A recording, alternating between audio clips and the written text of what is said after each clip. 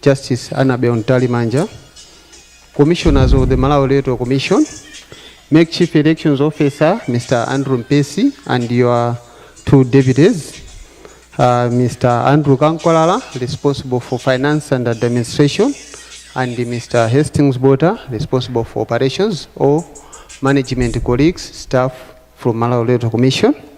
Let me also welcome the Chief of the Defense Force at the Malawi Defense Force, General Dr. Paul Valentino Piri, and all senior officers from the Malawi Defense Force, the Inspector General of the Malawi Police Service, Mrs. Merin Nachuriolam, and all commissioners from Malawi Police Service and all senior officers from the service. Let me also welcome the Commissioner God and all officers from the Malawi Prison Service. Let me welcome all principal secretaries and all senior government officials from various ministries, government agencies and departments. Let us also mention the presence of the Registrar of Political Parties, Dr. Kizito Tentani. In a special way, let me welcome the Dean of the Diplomatic Corps and Ambassador for the Zimbabwe Embassy, and all heads of the diplomatic missions accredited to Malawi with us. We got the European Union. I will mention the UN family under that category. We got the US Embassy, we got the British High Commission, the Indian High Commission, the Japanese Embassy, the Ireland Embassy, German Embassy, Iceland Embassy, the Republic of China is represented. We got the German ambassador with us. We got the Iceland Embassy represented by the ambassador. We got the World Bank represented, and Mozambique High Commission, Zambia, the Nigerian High Commission, Moroccan Embassy, Egyptian Embassy, Tanzanian Embassy, South African High Commission, Norwegian Embassy, and all diplomatic missions in general. You're welcome. Let me welcome the representatives and leaders from various political parties present here. I should also welcome the heads of all observer missions and all observers that are present here, civil society organization and various faith leaders present here, and members of the press, ladies and gentlemen. If I didn't mention you, just feel it that wherever you are most welcome. The proceedings of this program today are a slight variation from what we've been having all day. I'll be inviting the Make Chief Elections Officer shortly, Mr. Andrew Mpesi. He is going to perform 3 tasks. The first one will be to give us welcome remark and appreciation remark. Thereafter, he is going to introduce the commission to us, and thereafter, he is going to invite the chairperson of the Malawi Electoral Commission to give us a results announcement and the declaration of winner speech. So let me invite the Chief Elections Officer, Mr. Andrew Mpesi. Thank you.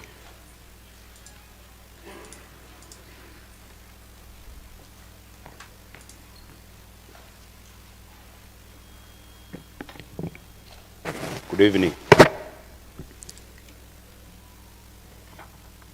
The Honorable Chairperson of the Malawi Electoral Commission, Justice Annabel Ntalimanja, Commissioners of the Malawi Electoral Commission here in present, my 2 deputies, Mr. Kankwalala and Mr. Bota, the Chief of the Defense Forces, General Dr. Paul Valentino Piri, and the Inspector General of the Malawi Police, Mrs. Merin Nachuriolam, and all the senior officers from the Malawi Police and Defense Forces, and all senior government officials that are here are present this evening. Ambassador of Zimbabwe and the Dean of the Diplomatic Corps, Your Excellency Dr. Nyasa Sangwame, and all heads of missions and corporations that are here present, and United Nations Country Representative, Mrs. Rebecca Ada Donto. Good evening, ladies and gentlemen. Is it a good evening? Yes, respond.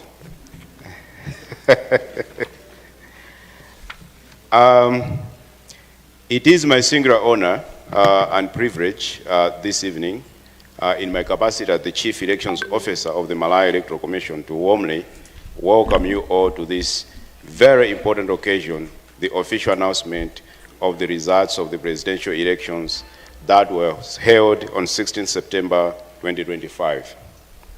Today marks a defining moment in our democratic journey, a moment that reflects a collective will of Malawians as expressed through the ballot on 16 September. My humble duty this evening is to welcome you all, appreciate the stakeholders that have worked with the Commission this far, and introduce the Commission, and invite the Honorable Chairperson of the Malawi Electoral Commission to announce the official results of the September 16th presidential election.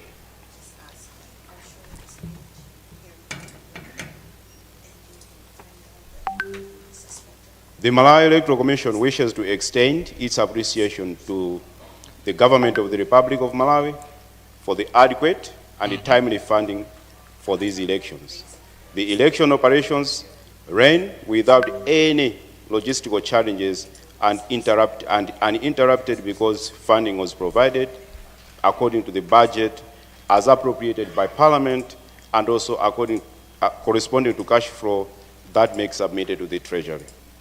The Commission also wishes to extend its gratitude to the Election Transport Task Force for mobilizing vehicles from various government departments and parastatals for the smooth running of the elections. As MEC, we continue to cherish the role played by security institutions under the Elections Security Task Force that comprise the Malawi Defense Forces, the Malawi Police Service, the Malawi Prison Service, and also the Immigration Department for providing security throughout the process. The Commission recognizes and appreciates district commissioners, chief executive officers, constituency returning officers, district and constituency desk officers, presiding officers, and all staff that were recruited by the Malawi Electoral Commission as polling staff for the 16 September 2025 general elections for the job well done. And the Commission also acknowledges all the stakeholders at the district, constituency, and the national level for the work that has been done greatly to deliver this election. We would also like to thank multi-party liaison committees and various political leaders for collaboration that we had in preparation and conduct of these elections. Personally, we also greatly recognize the vital role that the media play or has played in sensitizing the public on these elections, and also all our activities that we have conducted this far. The media is very critical in this very room, actually, as they help us to reach out to as many people as possible across the country. In a special way, I recognize and appreciate management and staff at the Malawi Electoral Commission Secretariat for working very hard. They have endured long hours, sleepless nights, and intense pressure to ensure that every stage of the electoral process was handled diligently with professionalism. Your dedication to work went beyond the ordinary call of duty, and because you sacrificed personal time, comfort, and family responsibilities to save this nation.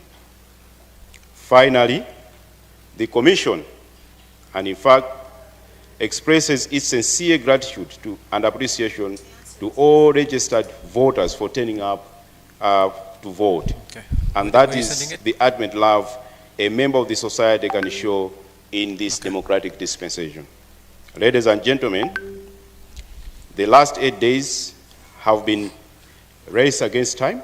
It was not easy, but also carefully balancing act between speed and accuracy. The law requires that the Commission declare presidential results within 8 days after polling. And I'm proud, very proud, to report that we have worked tirelessly, day and night, to ensure that the Constitution requirement is met. I know most of you were worried because we are having our press briefings to report to you at 10 p.m., 11 p.m., but it's because we are working hard to make sure that we deliver our constitutional duty to the nation and everyone that is interested in the electoral process. It is now, ladies and gentlemen, my pleasure.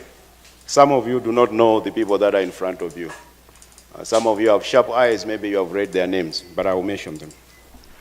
We have Commissioner Dr. Rimbikani Sarah Kamurongera, Commissioner Dr. Emmanuel Fabiano, Commissioner Khalani Mfune, Commissioner Reverend Philip Kambulile, Commissioner Richard Chapwetega, Commissioner Harry Kanjewe. It is now my singular honor to invite the chairperson of the Malawi Electoral Commission, Justice Annabel Ntalimanja, to make results announcement and to make a declaration speech. Thank you, Honorable Chair, and thank you, ladies and gentlemen. Thank you, and have a good evening. Thank you very much, CEO. I thought we were going to clap for the staff of MEC.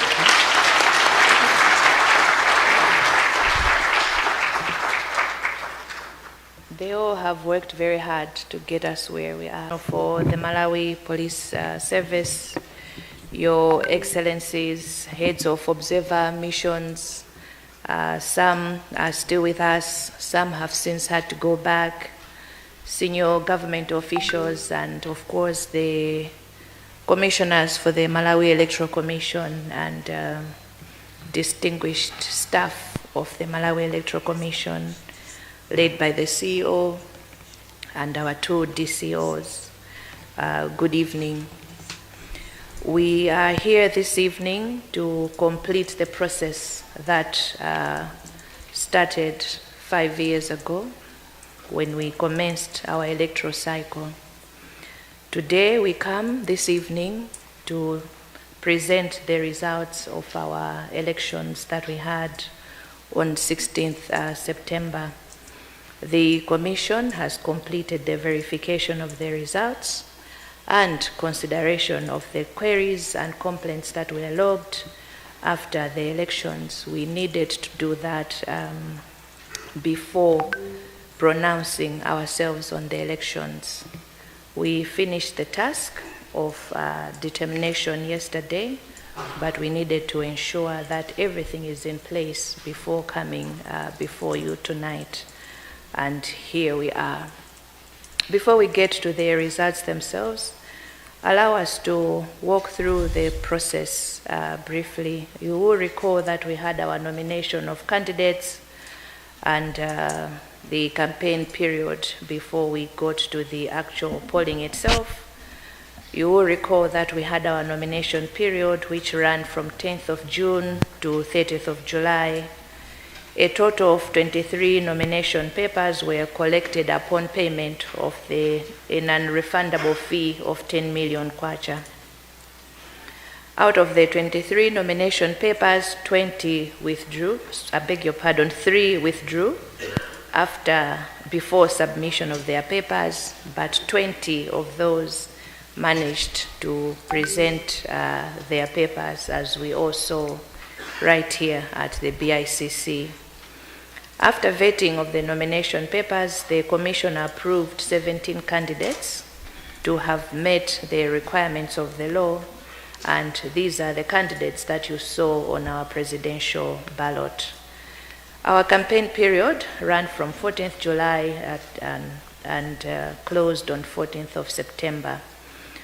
Pausing here, the Commission wishes to commend all candidates and political parties for conducting themselves in a generally peaceful manner, but also observing the code of conduct which they subscribed to at the presentation of their papers.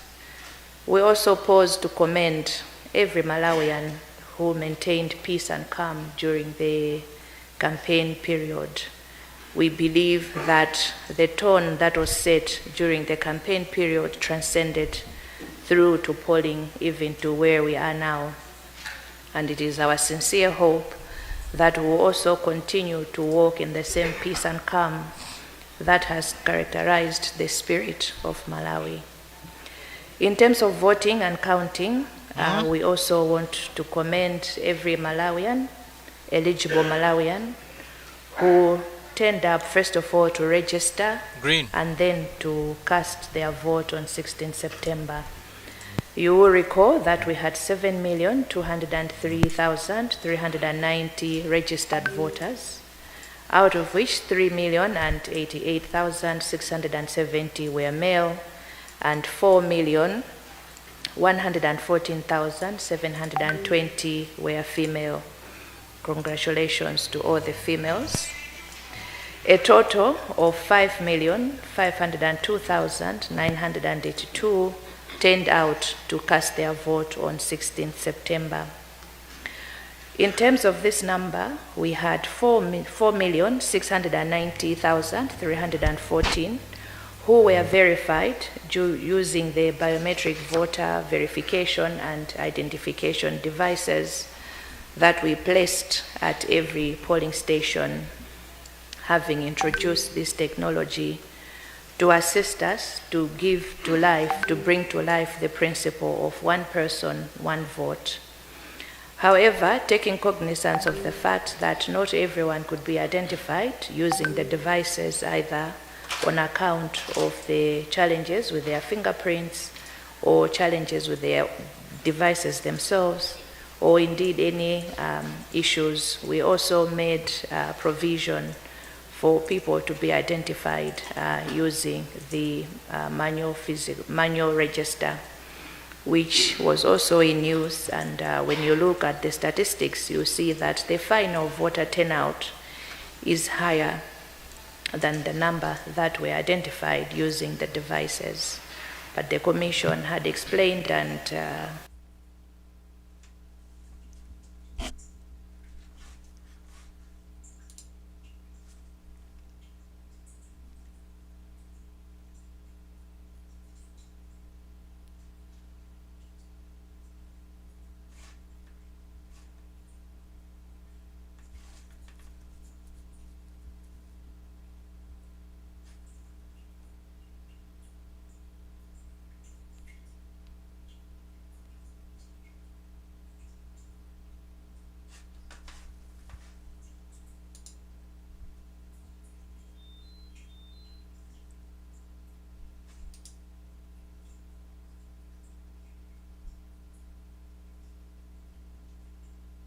informed the nation that we'll be using both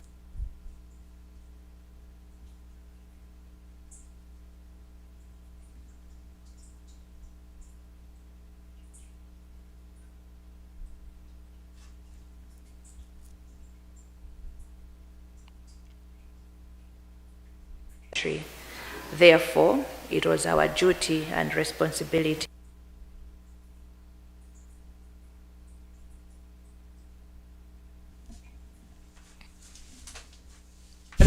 is not only responsible for preparing the results, but also to ensure that the results are credible, and also that every grievance and complaint has been duly addressed before declaring the results.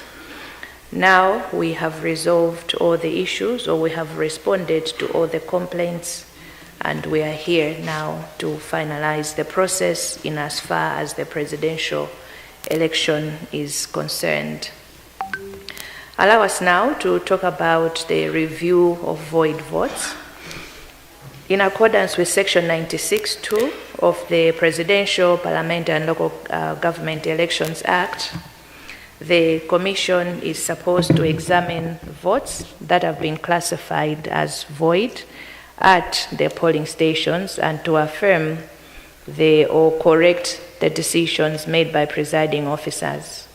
However, in terms of the law, the vetting of void votes is only required where the number of void votes or such that have been classified as void votes may have an effect of changing the outcome of the election. For this election, ladies and gentlemen, the Commission recorded a total number of 155,225 void votes. This number cannot have any bearing on the outcome of the election. As such, the Commission did not examine the void votes in compliance with the law. Talking about complaints, we received complaints from the Malawi Congress Party, the United Democratic Front, and UTM Party. As required under the law, the complaints have been considered and the issues that were raised were comprehensively reviewed by the Commission, and we have since provided our responses in writing to the complainants. The decisions taken on each and every complaint has been recorded in the record of the determination of the results, which will be published tonight in the Gazette as required by law. Allow us to speak briefly on the swearing in of the President and the President and Vice President-elect. Before we declare the results, we would like to speak about one important issue regarding the swearing in of the President and Vice President-elect. We need to state that this is not within the mandate of MEC, but other relevant government officers in terms of our legal framework. In terms of Section 81, subsection 3 of the Constitution, a person elected to be President or first Vice President shall not be sworn into office until after the expiry of 7 days, but before the expiry of 30 days from the date the election result is declared. Therefore, the President and Vice President-elect cannot be sworn into office before the lapse of 7 days of today and not later than 30 days from today. But as to the processes thereof, it will be the relevant government officers and branch that will be responsible. We should also mention that our task is not only to determine the presidential election, but also the results for the parliamentary and local government elections. And in that regard, after the declaration of the result tonight, the Commission will continue sitting here to consider and make determinations on the parliamentary and local government election results and declare the winners. According to the legal framework, we have 14 days for the parliamentary election and 21 days for the local government elections, but time started running on the 16th. So essentially, we have 1 week for the parliamentary and 1 week for the local government elections left. In the same manner that we have approached the presidential election results, we will be announcing the parliamentary and local government election results when we complete determination council by council. You will recall, ladies and gentlemen, that we had several councils remaining where we had not announced the results thereof. Allow us now to go into that component. We'll start with Karonga. For Karonga District Council,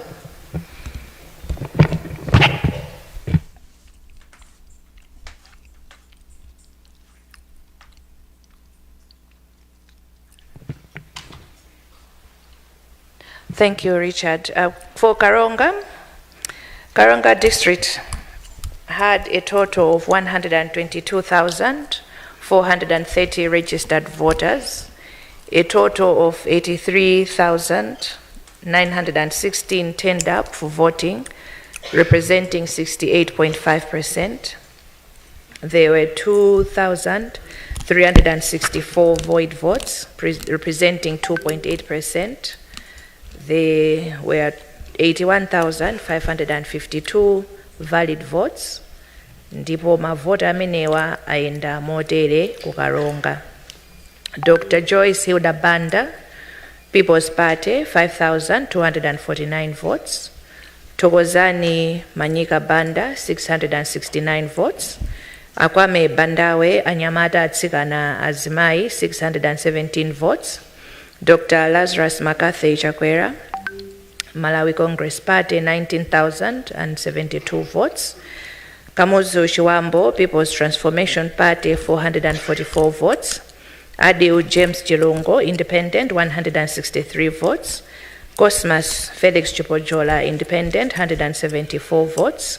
Dr. Dalitso Kabambe, UTM, 6,867 votes. Atupele Austin Muluzi, United Democratic Front, 824 votes. Professor Arthur Peter Mutharika, Democratic Progressive Party, 45,525 votes. Punziro Mvura, Independent, 129 votes. Frank Tumpale Mwenifumbo, National Development Party, 1,332 votes. Dr. Kondwani Nankoma, People's Development Party, 75 votes. Jordan Sauti, Patriotic Citizens Party, 47 votes. Smart Mulumbe Swira, Independent, 71 votes. Milward Tobias, Independent, 29 votes. Dr. Michael Biswick Usi Ojazake Alibe Mlandu, 265 votes. Tsopano tipite ku Kasungu. Kumeneku amene analembetsa nkaundo lathu wa voti 345,041. Ndipo anthu okwanira 236,250 ndi amene anatuluka kukaponya voti yawo imene inali 68.5%. Mavoti osavomerezeka anali 7,515 imene inali 3.2%. Ndipo amene ana mavoti ovomerezeka anali 228,735 ndipo ayenda motere. Dr. Joyce Hilda Banda, People's Party, 5,008 votes. Thokozani Manyika Banda, 1,241 votes. Akwame Bandawe Anyamata Atsikana Azimai, 2,636 votes. Dr. Lazarus McCarthy Chakwera, Malawi Congress Party, 160,210 votes. Kamuzu Shiwambo, People's Transformation Party, 803 votes. Adiu James Chilungo, Independent, 365 votes. Cosmas Felix Chipojola, Independent, 313 votes. Dr. Dalitso Kabambe, UTM, 5,015 votes. Atupele Austin Muluzi, UDF, 1,082. Professor Arthur Peter Mutharika, DPP, 50,182. Punziro Mvula, Independent, 186. Frank Tumpale Mwenifumbo, NDP, 169 votes. Dr. Kondwani Nankoma, PDP, 415 votes. Jordan Sauti, PCP, 220 votes. Smart Mulumbe Swira, Independent, 70 votes. Milward Tobias, Independent, 89 votes. Dr. Michael Biswick Usi Ojazake Alibe Mlandu, 731 votes. Tsopano tipite ku Nchinji. Kumeneku anthu amene analembetsa nkaundo wa voti anali 252,605. Ndipo amene anatuluka kukaponya voti yawo 176,840 imene inali 70%. Mavoti osavomerezeka anali 6,154 imene inali 3.5%. Mavoti ovomerezeka anali 170,686 ndipo ayenda motere. Dr. Joyce Hilda Banda, PP, 2,384. Thokozani Manyika Banda, Independent, 1,270 votes. Akwame Bandawe Nyamata Atsikana Azimai, 2,538 votes. Dr. Lazarus McCarthy Chakwera, MCP, 126,187 votes. Kamuzu Chiwambo Petra 710. Adil James Chilongo Independent 290. Cosmas Felix Chipojola Independent 334. Dr. Dalitso Kabambe UTM 4,294. Atubele Austin Muluzi UDF 1,162. Professor Arthur Peter Mutharika DPP 30,160. Punzilo Mvula Independent 215 votes. Frank Tumpale Mwenefumbo NDP 140 votes. Dr. Kondwani Nankhuma PDP 354 votes. Jordan Sauti PCP 98 votes. Smart Mulumbe Swira Independent 55 votes. Muiwad Tobias Independent 119 votes. Dr. Michael Biswick Usi Ojazake Alibe Mlandu 376 votes. Tsopano tipite ku dedza kumene amene analembetsa mkaundula wa voti anali 335,183 ndipo amene anatuluka kukaponya voti yawo anali 256,038 imene inali 72.1%. Mavoti osavomerezeka anali 10,610 imene inali 4.1%. Ndipo mavoti ovomerezeka anali 245,428 ndipo ayenda motere. Dr. Joyce Hilda Banda PP 3,334 votes. Tokozani Manyika Banda Independent 2,354 votes. Akwame Bandawe Anyamata Atsikana Azimayi 5,996 votes. Dr. Lazarus Makathe Chakwera MCP 169,710 votes. Kamuzu Chiwambo Petra 1,525 votes. Adil James Chilungo Independent 669 votes. Cosmas Felix Chipojola Independent 815 votes. Dr. Dalitso Kabambe UTM 5,035 votes. Atubele Austin Muluzi UDF 8,040 votes. Professor Arthur Peter Mutharika DPP 44,576 votes. Punzilo Mvula Independent 357 votes. Frank Tumpale Mwenefumbo NDP 272 votes. Dr. Kondwani Nankhuma PDP 306 votes. Jordan Sauti PCP 170 votes. Smart Mulumbe Swira Independent 139 votes. Muiwad Tobias 192 votes. Dr. Michael Biswick Usi Ojazake Alibe Mlandu 1,938 votes. Tsono tipite ku tcheru kumeneku amene analembetsa mkaundula wa voti anali 172,874 ndipo amene anatuluka kuponya voti yawo anali 140,727 imene inali 81.4%. Mavoti osavomerezeka 3,706 imene inali 2.6%. ndipo mavoti ovomerezeka anali 137,021 ndipo ayenda motere. Dr. Joyce Hilda Banda PP 954 votes. Tokozani Manyika Banda Independent 480 votes. Akwame Bandawe Anyamata Atsikana Azimayi 561 votes.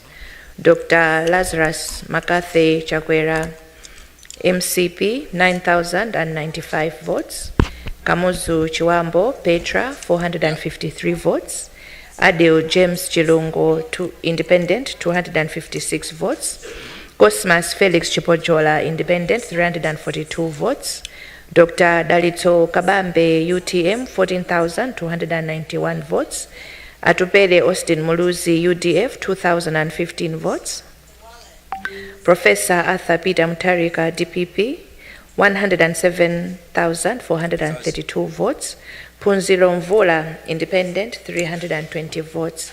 Frank Tumpale Mwenefumbo NDP 119 votes. Dr. Kondwani Nankhuma PDP 145 votes. Jordan Sauti PCP 59 votes. Smart Mulumbe Swira, independent, 60 votes. Miwa Tobias, independent, 68 votes.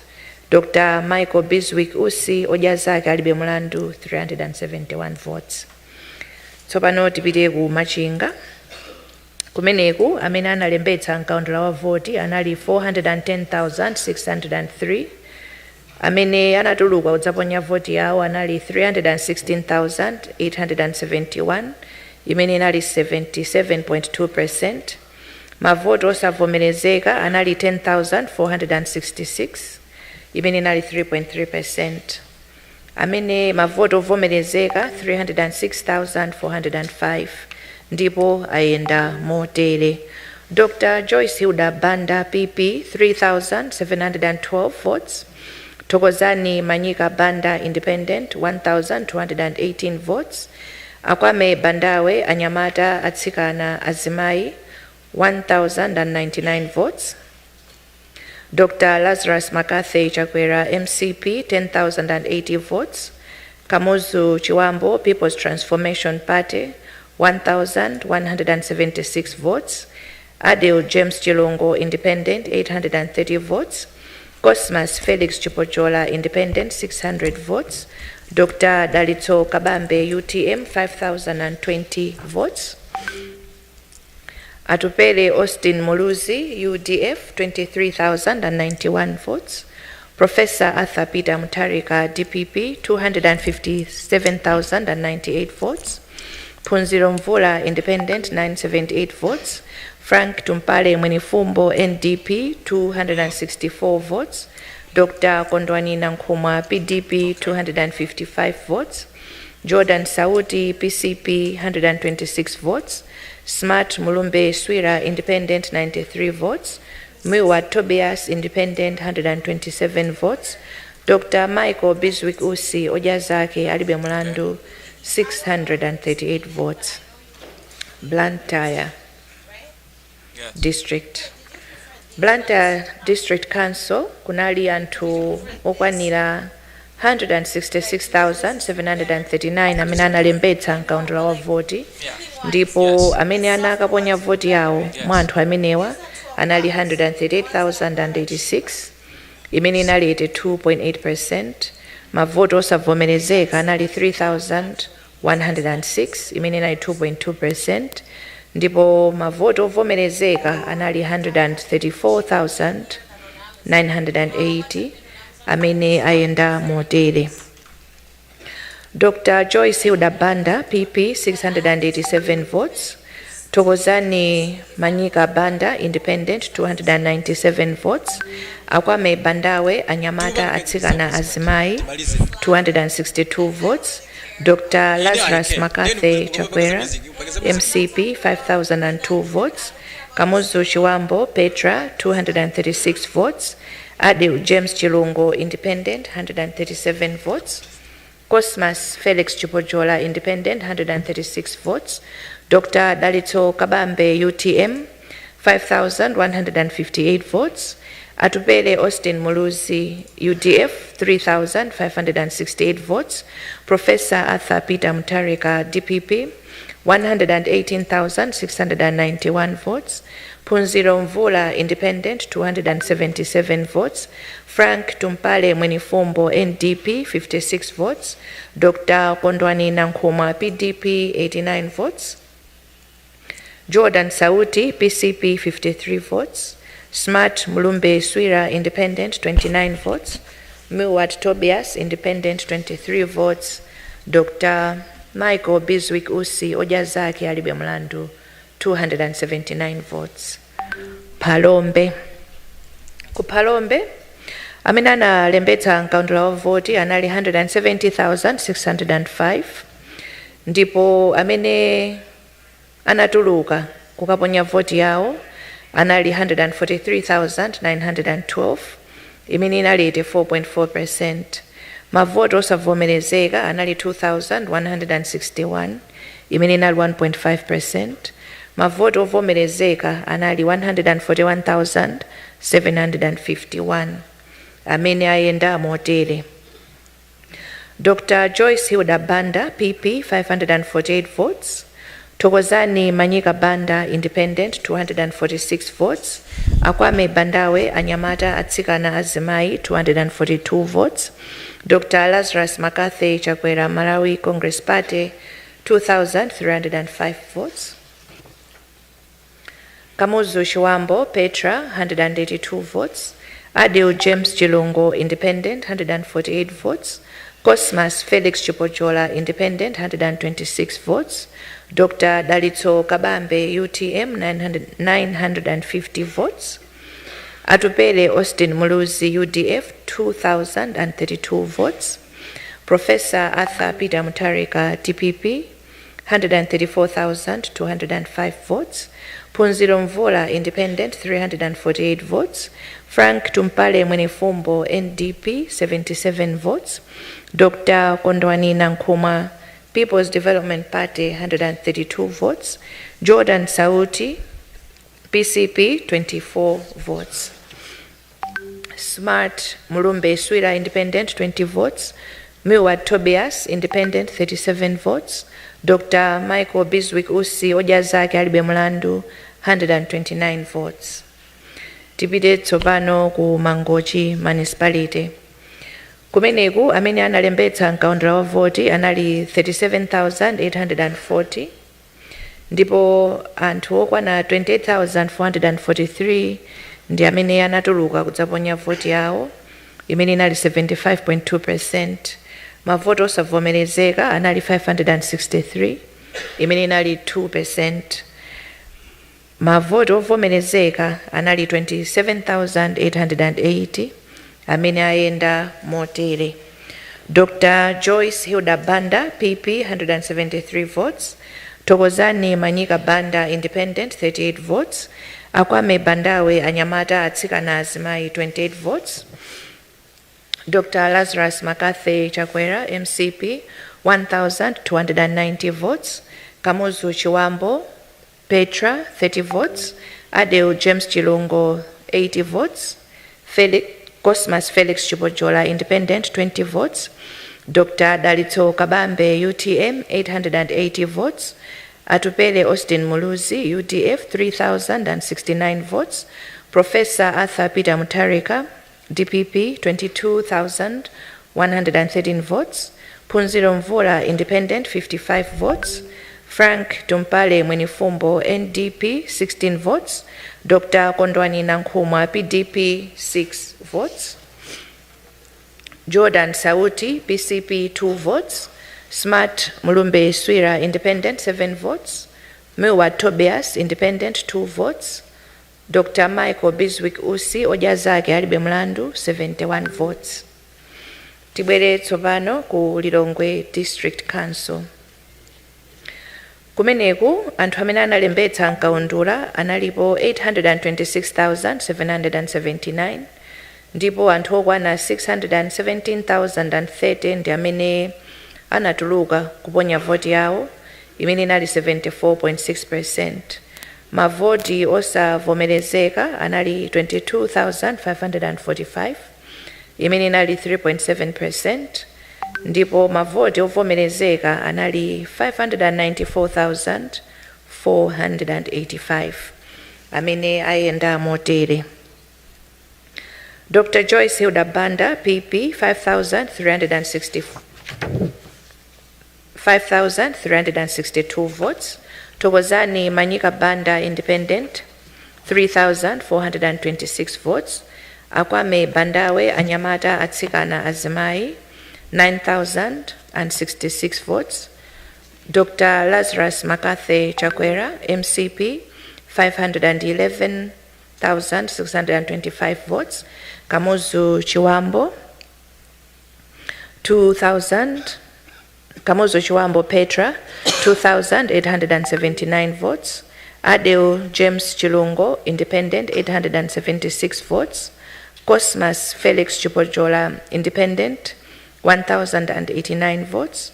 Dr. Dalitso Kabambe UTM 8,459 votes. Atupele Austin Muluzi UDF 1,816 votes. Professor Arthur Peter Mutharika DPP 45,477 votes. Phunziro Mvula 444 votes. Frank Tumpale Mwenifumbo National Development Party 341 votes.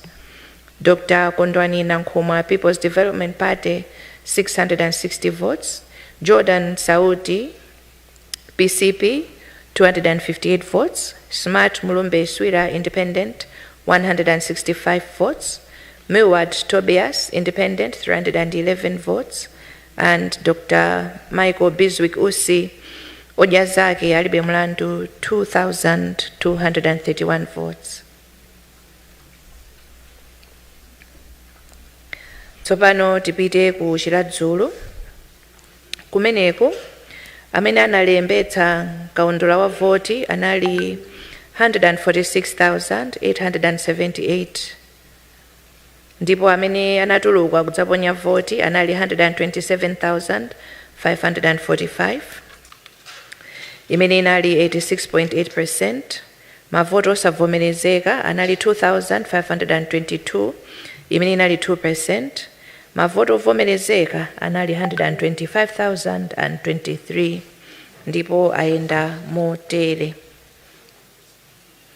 Dr. Joyce Hilda Banda PP 519 votes. Tokozani Manyika Banda 200 Independent 205 votes. Akwame Bandawe Anyamata Atsikana Azimai 206 votes. Dr. Lazarus McCarthy Chakwera MCP 2,116 votes. Kamuzu Chiwambo Petra 151 votes. Adil James Chilungo Independent 168 votes. Cosmas Felix Chipojola Independent 151 votes. Dr. Dalitso Kabambe UTM 1,834 votes.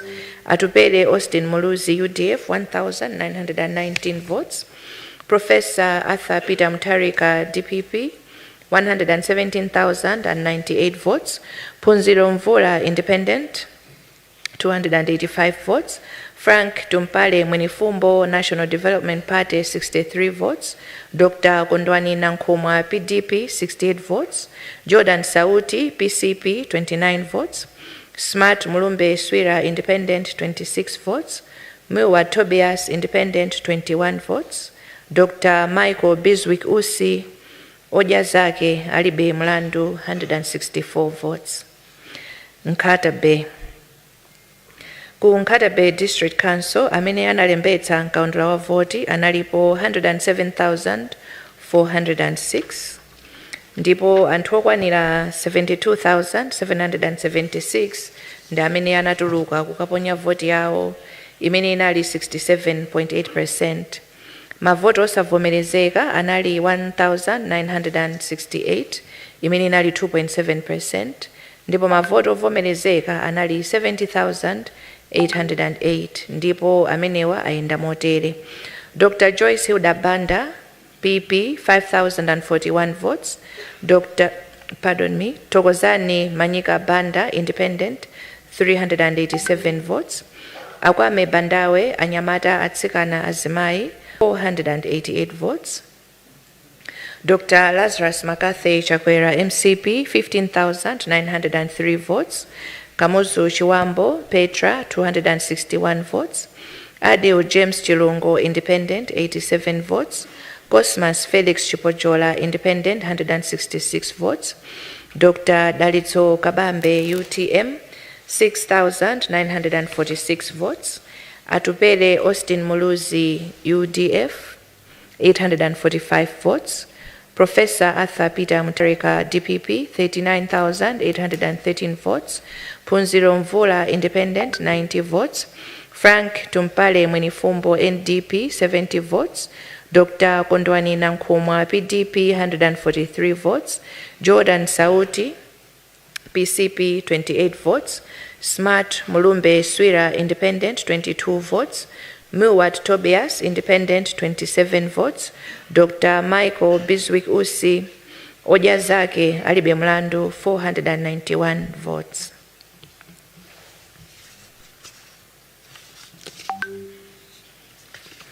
Pamenepa ndi pamene tamalizira ma konsolo athu.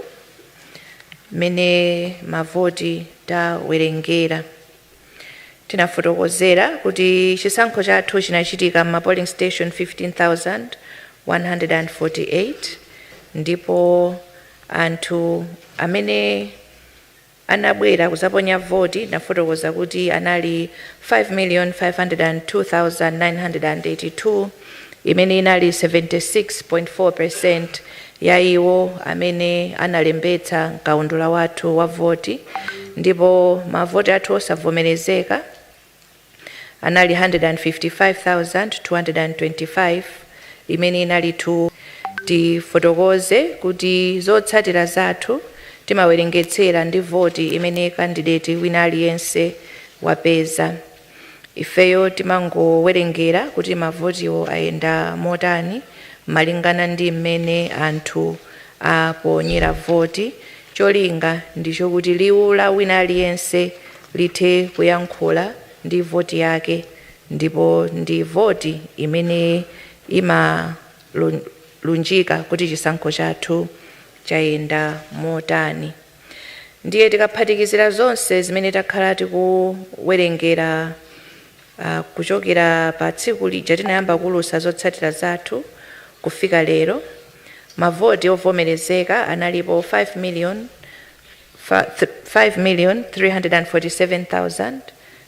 5,347,757 ndipo mavoti amenewa ayenda motere. Dr. Joyce Hilda Banda, People's Party, apeza mavoti 86,106, imene inali 1.6% of the total valid votes. Thokozani Manyika Banda, Independent, apeza mavoti okwanira 22,614, imene inali 0.4%. Akwame Bandawe, Anyamata, Atsikana, Azimayi, apeza mavoti okwanira 40,052, imene inali 0.7%.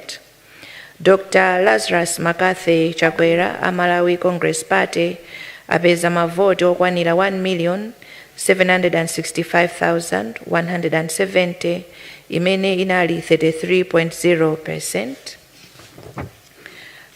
Kamuzu Chiwambo, People's Transformation Party, apeza mavoti okwanira 17,274, imene inali 0.3%. Adeu James Chilungo, Independent, apeza mavoti okwana 8,462, imene inali 0.2%. Cosmas Felix Chipojola, Independent, apeza mavoti okwanira 8,638, imene inali 0.2%. Dr. Dalitso Kabambe, achipani cha UTM, apeza mavoti okwanira 211,413, imene inali 4%. Atupele Austin Muluzi, achipani cha UDF, apeza mavoti okwanira 102,744, imene inali 1.9%. Professor Arthur Peter Mutharika, achipani cha DPP, apeza mavoti okwana 3,035,249, imene inali 56.8%. Aphunziro Mvula, Independent, apeza mavoti okwana 9,378, imene inali 0.2%. Franki Tumpale Mwenifumbo, achipani cha NDP, apeza mavoti okwanira 5,354, imene inali 0.1%. Dr. Kondwani Nankhumwa, achipani cha People's Development Party, amenewa apeza mavoti okwanira 12,251, imene inali 0.2%.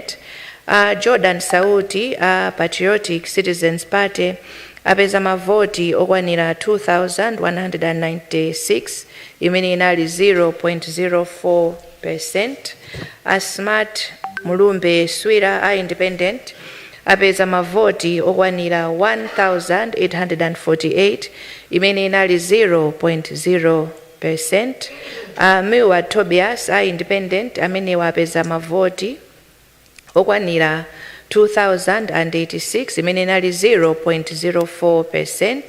Dr. Michael Biswick Usi odya zake alibe mlandu anapeza mavoti okwanira 16,922 imene inali 0.3%. Timafuna titsimikizire mtundu wa Malawi kuti commission inawunikira ndondomeko yonse malingana ndi malamulo, ndipo mukuona kwathu ndi kuwunikira kwathu taona kuti chisankhochi chinayenda bwino. The assessment of the commission is that the presidential election was free and fair, and that the results are a true reflection of the people of Malawi as envisaged under Section 12 of the Constitution of the Republic of Malawi. Tisanapite patsogolo, we wish to extend our gratitude to all election observers who participated in this election and have continued to observe the election. We are grateful for your presence and the work that you have done, both the long-term observers and the short-term observers. In accordance with the Code of Conduct for Election Observers, the Commission is expecting to receive from every mission comprehensive reviews of the election, so that these may form part of the record of the lessons and guidance and recommendations for future legal and operational reforms. On behalf of the entire Commission, I wish to extend my heartfelt congratulations to the President-elect and the Vice President-elect. You have been elected by the people of Malawi to lead them into a brighter future. You have been bestowed with a heavy responsibility of leading the development agenda of the nation for the next 5 years. We urge you to work and to perform your best, and not to betray the trust and confidence of the people of Malawi who have elected you as their president and vice president. M'malo mwa bungwe la Malawi Electoral Commission, tifunire zabwino iwo amene asankhidwa ngati a president komanso a vice president awo. Mwasankhidwa ndi anthu nzika za dziko la Malawi kuti mwatsogolere kutsogolo labwino. Mwapatsidwa udindo waukulu kuti mutsogolere dziko ili kuti chitukuko chathu chipite patsogolo mu zaka 5 zimene zikubwerazi. Kupempha kwathu kwa ife ku Malawi Electoral Commission ndikuti mugwira ntchito yanu mochilimika komanso moyenerera, kuti anthu amene akudalirani pokusankhani pa chisankho ichi simwakhumudwitsa koma mukalimbikitsa kuti muwalamulira malingana ndi malamulo komanso malingana ndi kufuna kwawo. Kwa iwo amene sanapambane pa chisankho ichi, kunena kwathu kuti ichi ndi chisankho chimene Amalawi achita, chilandireni momvelera. Tinafotokoza kuti chisankho ndi mpikisano, kumakhala ena opambana ena osapambana. We urge all of you, our candidates who have not made it this time, to accept the results with grace and with generosity.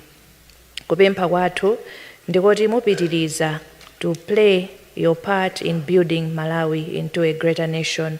The Commission wishes to extend its gratitude to all the candidates who have conceded their defeat. Iyi ndiye democracy, chifukwa Code of Conduct yathu inapempha kuti kwa iwo amene sapambana pa chisankho ichi adzavomereze zotsatira, ndipo ngati pangakhale vuto adzagwiritse ntchito njira zimene zilipo pa malamulo kupita ku mabwalo a milandu. Tithokoza Malawi onse chifukwa chosunga bata ndi mtendere mu nthawi iyi. Malawi wathu ndi mmodzi, takhala tikunena choncho, ndiye kupempha kwathu is that we continue to maintain peace and calm. Amene tikusangalala tiyeni tisangalale osati monyoza ena, tiyeni tisangalale momangirira dziko lathu. To every Malawian, we wish to say that what binds us together is the fact that we all are Malawians, and we are much stronger than all that separates us. Let us all work together to save our country and to give our future generations a better, stronger, and prosperous Malawi. Let us maintain peace and public order following the declaration of these results. And now, ladies and gentlemen, by the powers vested in me, Yes. by Section 80, subsection 2 of the Constitution, as read with Section 95, subsection 6A of the Presidential, Parliamentary and Local Government Elections Act, I, Justice Annabel Ntalemanja, hereby declare candidate Professor Arthur Peter Mutharika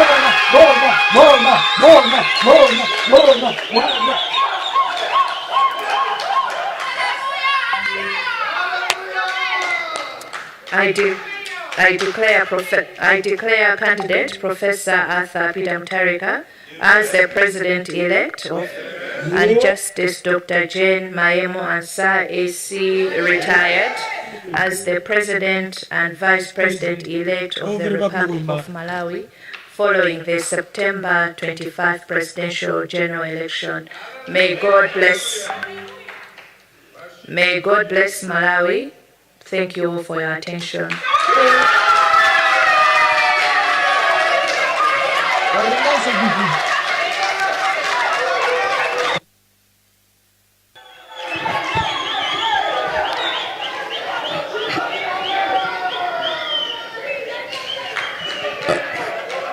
Let us bow down our heads in prayer.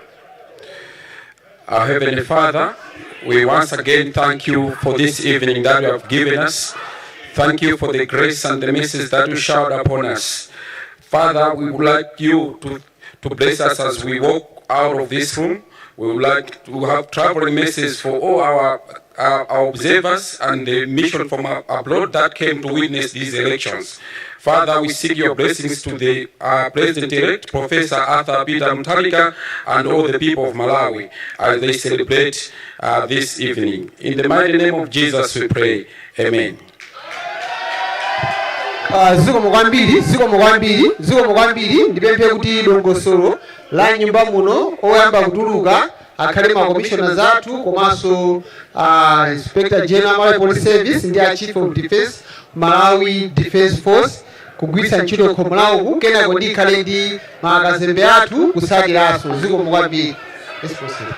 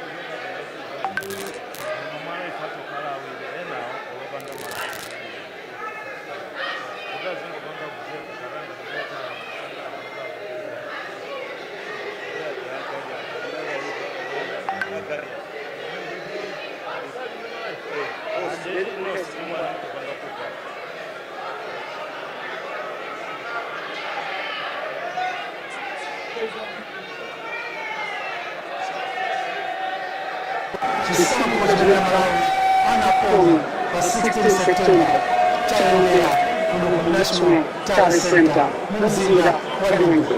Malawi Electoral Commission motsogozedwa ndi chairperson Justice and Justice and manager anataka announce kuti Peter Mutharika azikuanza DPP ndiwe apambana. Kama swati ndivyo kuti what binds us together is bigger than what separates us. That's what I'm saying. Mawu amene atitsanzira mai mtalimana kuti ena asangale mawu bwino mosakonza anzawo amene aluza ngati kuti kudandaula adandaule mosachedwa. Because what binds us as Malawians is bigger than what separates us. Basically, the politics, the party affiliations is smaller than what binds us as we are first and foremost Malawians. Naona karibu jamii abafika cha mapepeto kuti ayamba kuchukua figures table mimi anakapo wotsatira chipani cha DPP anaanza kuchukua kenda kukala kuti kuna watu anabera wote pamene akutosoli amene akutimvera akulimva amene akusangala kati atulusabiri tusawo za DPP kukola chimene mwina manambala azipani achitira kadi mene tumatranza kuti ndingi ya abwera ayambe kuti yakola tinanena kuti security ili mwana yawirira kwambiri such that they limited the numbers of people that can get inside. So even in a party ma idea amene amabereka kwa anthu amene abwera kuno anisocheka mina imene muzona kwanga nchindi ndaona kuti ameke ndakanapereka makachi mopanda limit kuti atola koma the rest amabereka nawo by organizations as this internal. Yes, I'm not really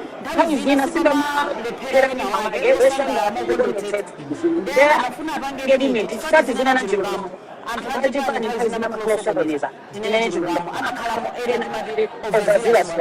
yeah, I think I'm on an event to control my numbers before is using the minutes a man,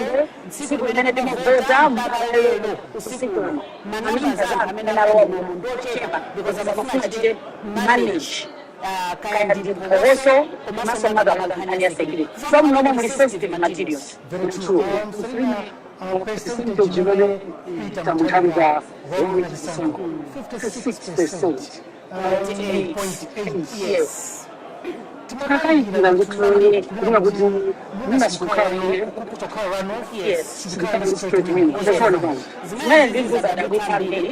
Chifukwa choti chinoita chake tikunanga kuti 50% plus 1 ija sangoke chipani chilirezo chipani cha DPP kapena MCP kapena UTM. Chimene ndikusimikizira kuti timakaidirapi kuti sangoke aphatikizana kukosi ngezimalizana umuntu tsinigezera kuti zimene zimene aphatikizana nazo at-DPP. They are not as strong as if you compare to UTM. Even if you look at the outcome of parliamentary and official, yeah, parliamentary tsinigeza ban official and give 14 days to announce. Then what we have tallied as national publications, the unofficial that zimene zimasiana tikayerekeza dizamake afuja pesa na MP wote pamoja. Even they are strength in terms of adding the numbers to DPP. Yes, is there, but we are still doubting. I think everyone was doubting it. When I think how many chisankho chachibwera. So is this all because in terms of what they budgetary constraints and all that needs to go into elections again, even the political parties, I think they are tired now doing this because on another campaign, they don't according to the Takulandirani meetings.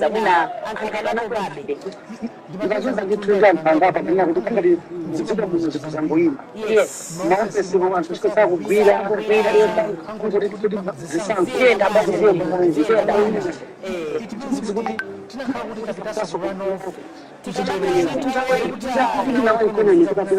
Yes, naturally, that's what happens. I'm trying to clarify that. I think I'm very sure of investing because they don't the outcome of the elections, especially in places where Africa yama kwenda kuchora Rwanda ziwawa. Yes, and more because chisankho tunapanda leo. Kama kawa nsho, kama investment ngoko, penata ndikira kai chisankho ndadutsa. Naso andikira kuti aone kuti ngaba ndikira. Chimene akadikire candidate. Cabinet ikasalidwa ndibemena amakaziwa kubona yini what is their direction, what is their policy direction. So akasanka cabinet ita even my investors is this a government we want to support, is this a country we want to invest our money in. At the end I'm the finance minister babena even my investors I'm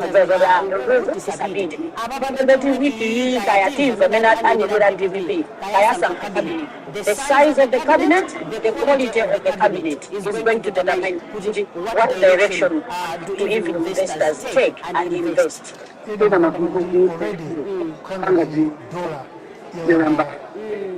Black market it's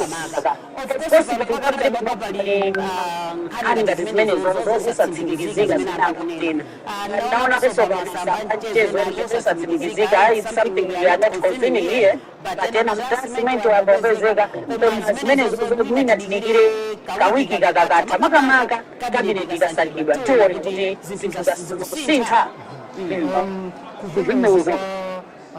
candidates, justice, honorable now also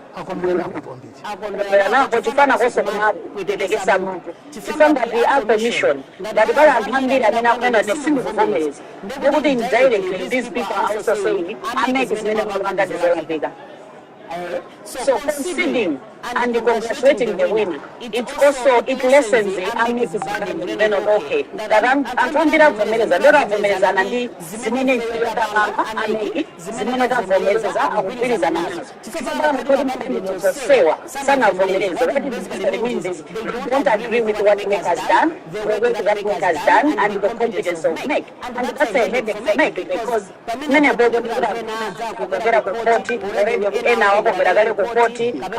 some complaints and so Jabuti and I didn't Ambiri, Nana social sorry, I tell you if you can put them civil one is related to tell them of children sexual what did you say as a my demand? What did you say? It's a voice of the Malawian and the parties has to be heard. Therefore, they have to take their time to ensure that every vote counts because it's a Malawian voice, but also all complaints are addressed and resolved. Not just addressed, but to resolve to Jokonena Budi.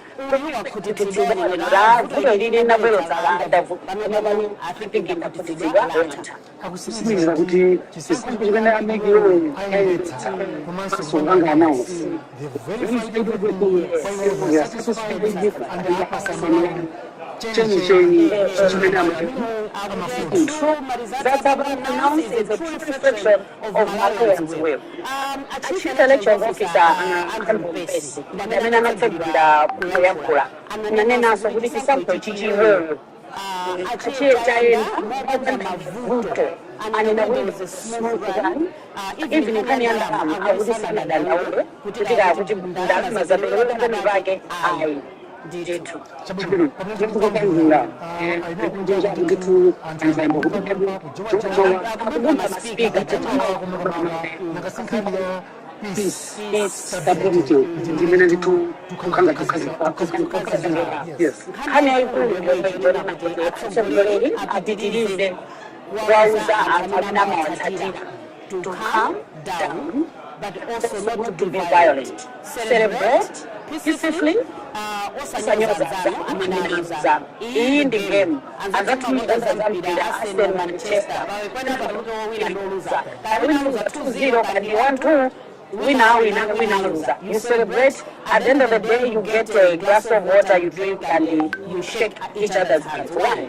Secondly, akutsatira zipani chimene amenera azindikire kwambiri tonena kuti atsogoleriwa amatakuyankhula pa public podium koma kumbali anthu awo amamwera limodzi ndepena muzikabwelekera wotsatira pamene enoka amene ali kutsogolera chinthuchi amayankhulana pansi ndikhulupirira kumene amene tikuyankhula kuti amene asitina muzidwe achabwera kutheka oyinda ali amthalira kuti congratulations achabwera ayakula ayimbira kale akutankhani watu nomwe wipezera konka akulisimikizira kuti achabwera madzulo ano ali na foni kwapita mthalira wapanga congratulate ndina abantu amapikisana ayakulana at that level amene kutsatira nawonso they need to calm down and tolerate each other mentally and in a diary. What binds us together is bigger than what separates us. In other words, the politics is a very small thing than us being Malawians. But first and foremost,